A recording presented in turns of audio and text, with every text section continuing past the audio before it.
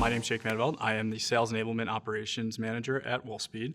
And Wolfspeed is a producer of silicon carbide, and we are in automotive sector, industrial sector, and energy sector.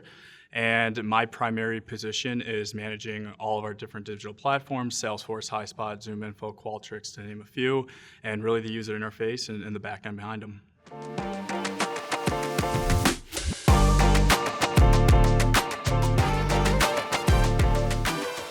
About 2.5 years ago, I was tasked with re-engineering Highspot as a whole. At that time, we were at a point of a lot of transition at Wolfspeed. We were selling a couple business units. So Highspot was really serving as just kind of like a standard content repository, and there really wasn't a true identity behind it. So what I did was I worked across all of our different departments and their leaders and figured out what issues and pain points that they were having with content and training. And when you start meeting across all of your different departments, you start to see some overlap. And we took that overlap and we started developing spots. And a really good example of that is data sheets, where there's a ton of very specific specs, and a lot of it's very confidential. So as opposed to sharing that through OneDrive and not knowing who's accessing it, create a spot for data sheets. And then from there, it's really about selling the product and selling Highspot to your users to show them the true value and how it can be more efficient and productive in their day-to-day business operations. Because once you can sell Highspot and the product, it's going to sell itself. Once you can actually drive in traffic, you're going to find that the word of mouth of other individuals, that are utilizing the platform, they're going to share like, hey, Highspot's been great. We're able to find X, Y, and Z a lot more, quickly and efficiently, as opposed to going through a OneDrive and going through 6 different, folders and trying to find it.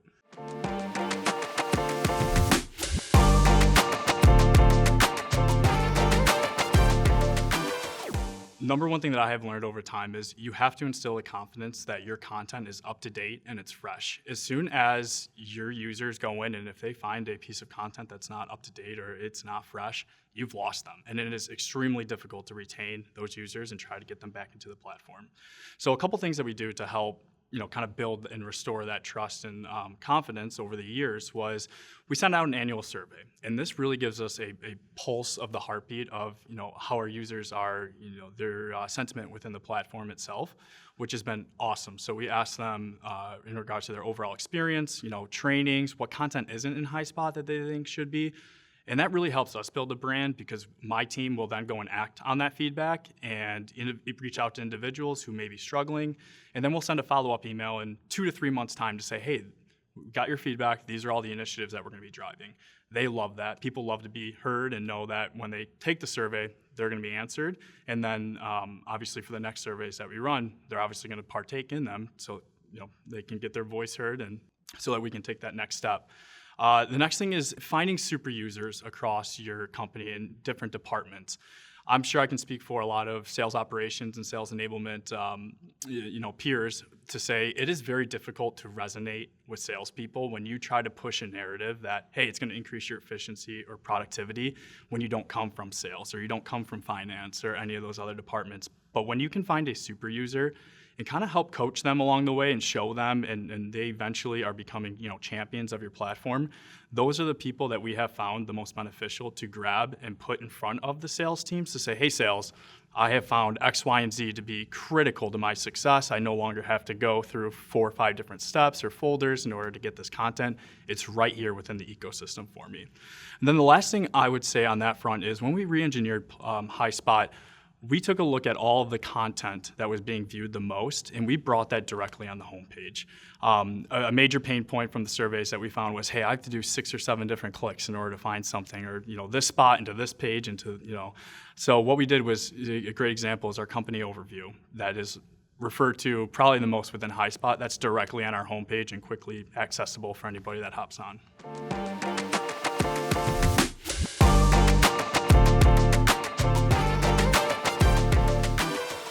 You cannot govern the content on your own. You need help. And that's where you have to create partnerships with your spot owners. And it is critical to find the right people to be put in those positions. Because as you do that and you go through your policies with them and you set up, inputting a description, an author, adding the different list views, It's critical because it has, a domino effect on other areas, such as findability percentage.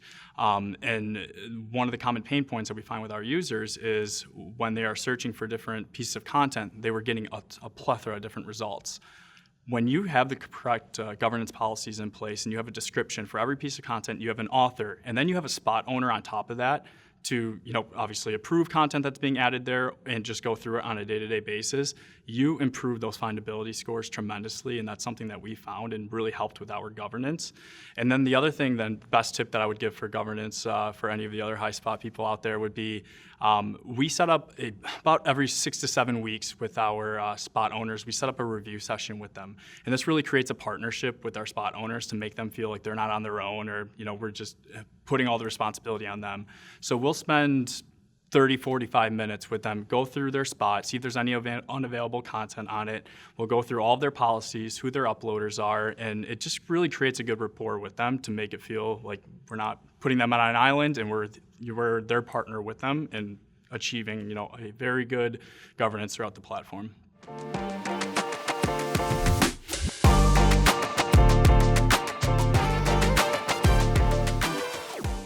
So Highspot Everywhere, and to really meet that goal, and that goal was to really show our sales teams that within their normal selling workflow, that Highspot is pretty much available anywhere, whether that's Salesforce, Outlook, just the Highspot app itself, Microsoft Teams.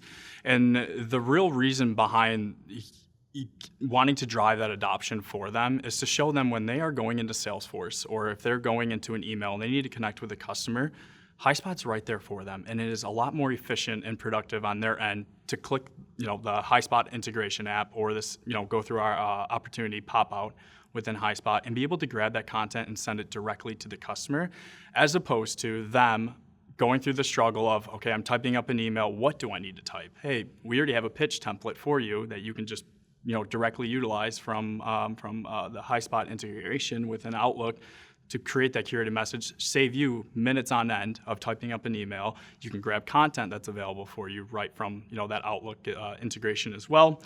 And within Salesforce, it's really when they're working opportunities based on the metadata within all the different fields that we have curated content populate on that opportunity page so that it's available at a moment's notice.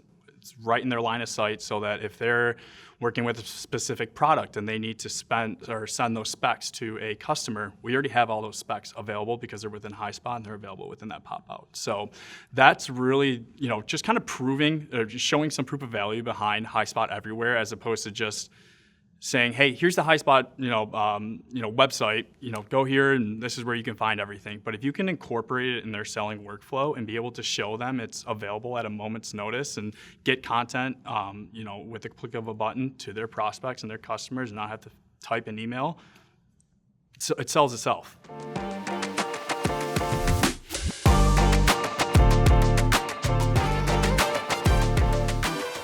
Sales plays have been instrumental in providing our sales team a one-stop shop for them to be able to figure out the information, the strategy, and the tactics that they need to use in order to engage with prospects. And being able to provide them that one-pager where they can get everything that they need has been night and day compared to where we were at. And so as soon as we were re-engineering Highspot, I found out about sales plays, just kind of working with Sydney and our Highspot reps. So what we did was we ended up partnering with our marketing communications team. And while we were re-engineering Highspot, we realized that as our marketing communications team was getting this message and the content to our customers regarding a campaign that we were running, it was done through an email. And you can imagine when you're sending an email to 500 plus individuals, and let's just say something changes in regards to that play or the communication or the approach, they have to resend that email to the entire company. So they were very ecstatic to see what sales play were and pretty much consolidating all the content and messaging that they need in order to enable our teams to engage with customers, and they were more than happy to take ownership of those plays. And again, that's kind of where that partnership really helps in terms of you guys do whatever you want with the plays. You have the playbook. We'll help you with the messaging to the team, and it's been really instrumental in creating that one-stop shop for all of our teams to go and figure out that information to share with their prospects and their customers.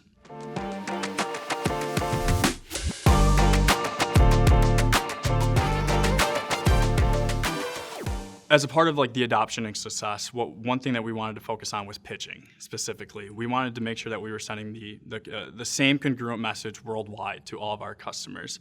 And so what we did with pitching was we set up a live demo session. And the reason that we did this was after hearing from our sales teams and all of our users, it's not efficient to just send them a slide deck and hope that they review it and know everything that there is to know about pitching, and then that's going to drive productivity, which we were doing at the time, and we realized it was just not working, and we weren't seeing an increase in our business outcomes with pitching.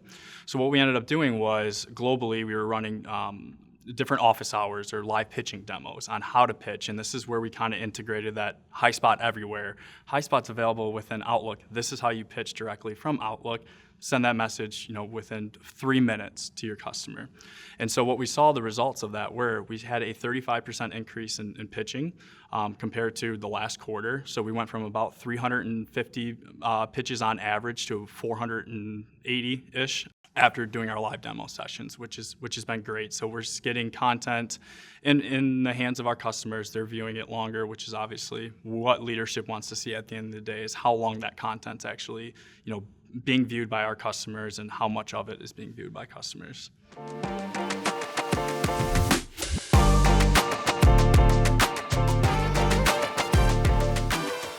Best practices I would give to other enablers would be, number one, you have to get buy-in from leadership and executives, because if you can get that buy-in and get them to kind of project the message to all of their teams, that is so invaluable to your company, because you can only do so much from your perspective and bring in super users. But when somebody's manager or somebody's executive comes down, it's like, hey, we know that X, Y, and Z is within your Highspot.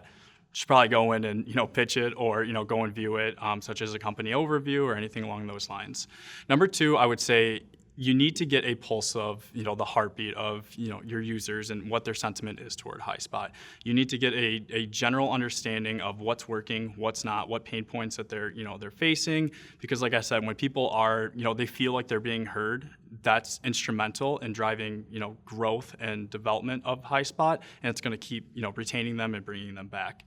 And number three, figure out an identity of Highspot and how your company is going to use it. And that really works with cross-collaboration across your different departments and figuring out what's going to drive people to Highspot, because if there's not really a value behind getting into it, you're not going to drive people into it. People are so busy in their day-to-day, especially our sales teams. But if you can provide some value behind and get that identity of what those major pain points were, that's definitely going to drive them into the platform, because it's going to improve their speed and efficiency day to day and help save them some time and be able to handle some non-selling activities that they need to do.